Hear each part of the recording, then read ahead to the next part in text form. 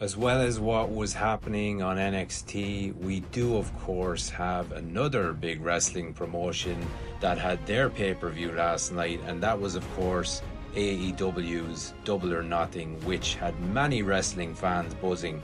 As we can't forget, AEW has its own loyal following.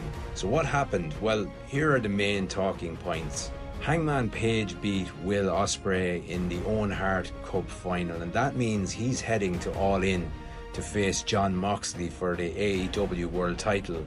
Are you going to call that early? Let's hear what your pick is for that. And Mercedes Moné, she did what she said she would. She took out Jamie Hayter and booked her ticket to a women's world title shot.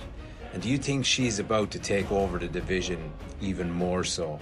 And Anarchy in the Arena, that was total chaos. Kenny Omega, Swerve, Willow and the Ops came out on top against the Bucks and the Death Riders, but the big question is Kenny Omega finally back for good?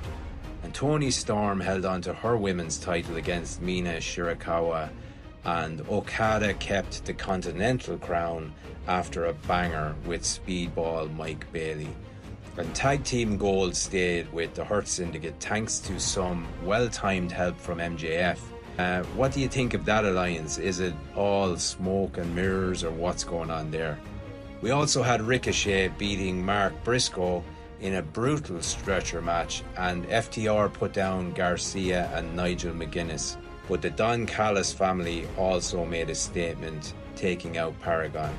And from title implications to shocking alliances, Double or Nothing was loaded. And what was your match of the night if you watched it? And who came out looking like the next big thing? Because for all that's said about AEW, I for one want to see them succeed and continue to grow and evolve, as it's only good for wrestling in general. What do you think? We can't have WWE taking over the whole industry. So let me know.